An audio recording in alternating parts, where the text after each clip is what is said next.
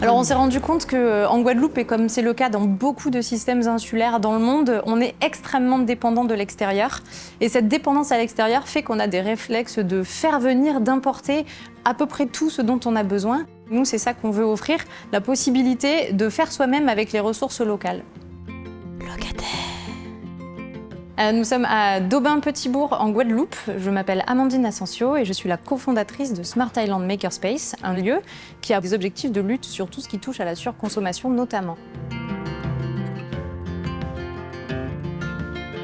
On a un projet qui est porté ici par un de nos membres, mais que nous, on poursuit depuis un moment, c'est qu'on a récupéré énormément de bouchons de bouteilles en plastique, qui sont un plastique qui est recyclable. Et l'objectif, nous, c'est de le broyer, de le fondre et de le faire passer dans une extrudeuse qui nous permettrait de fabriquer un fil de ce type-là et qui permet de fabriquer des petites pièces comme ça, par exemple. Cette pièce-là, c'est une pièce qu'on nous a donnée et qu'il a fallu qu'on reproduise avec une imprimante 3D. Et en fait, on a réussi à reproduire la pièce en quelques heures. Et donc, ça a solutionné immédiatement le besoin qu'avait cette entreprise qui fait du réemploi de verre et donc qui lave des bouteilles et qu'elle remet sur le marché ensuite pour les producteurs en tout genre. On a créé un mur d'outils contre la tôle sur lequel il y a tout plein d'outillages en libre service qui peut servir à de la fabrication en tout genre, un petit peu comme un bricoleur averti ou une bricoleuse avertie pourrait avoir chez soi. Sauf que c'est quand même de l'outillage qui prend de la place et on n'a pas tous les outils. Et ben nous, notre objectif, c'est quand même d'en avoir le plus possible pour offrir la plus grosse possibilité à toutes les personnes qui voudraient arriver à créer un objet, à réparer quelque chose ou en tout cas éviter un acte d'achat d'un objet neuf et importé. Ce bâtiment, c'est un bâtiment qui est un ancien hangar agricole puisqu'il est au milieu de l'exploitation du groupement foncier agricole. Et il nous a été mis à disposition et quand on l'a récupéré, on a fabriqué des portes, on a fabriqué des fenêtres et on essaye de le concevoir de manière à ce que ça soit ancré quand même dans la philosophie du lieu, c'est-à-dire qu'on essaye de faire de la récupération. Et à l'heure actuelle, hormis le mur et le sol, qui sont quand même des éléments sécuritaires, on va dire, quasiment rien n'a été acheté neuf, tout est de la récupération. L'isolation des murs, ce sont des plaques de polystyrène qui viennent d'un toit qui était en train de se faire démonter pour justement changer son isolation. Donc nous, on a choisi de récupérer ça.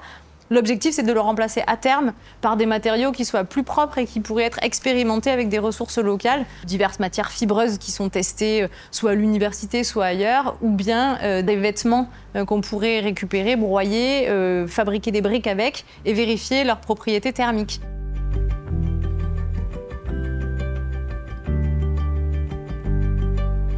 On est sur une exploitation agricole qui cultive en mode conventionnel et nous, notre objectif, c'est aussi d'arriver à rendre service aux agriculteurs qui aimeraient beaucoup faire une transition écologique, mais qui ont parfois tout simplement pas les moyens ou pour qui c'est pas si simple que ça d'opérer cette transition. En fait, là, on peut aller dans les champs pour voir un petit peu aussi à quoi elle sert l'association du point de vue agricole. Une des problématiques qu'on rencontre, c'est notamment celle de l'irrigation.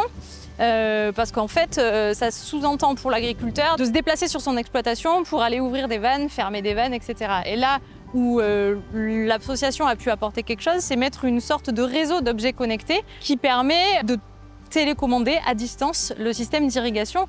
Et ça, c'est quelque chose qui se met en place avec un petit peu de connaissances informatiques assez simplement et qui a simplifié la vie et qui fonctionne sur l'exploitation agricole. Il ne faut pas oublier qu'en Guadeloupe particulièrement, on est à peu près 380 000 et que ça ne représente rien à l'échelle d'une population mondiale et que si jamais un jour il faut arriver à se débrouiller par soi-même sans tomber complètement dans le survivalisme, ce serait bien de savoir le faire ou de re-savoir le faire avant qu'on y soit absolument obligé et que ça soit une urgence.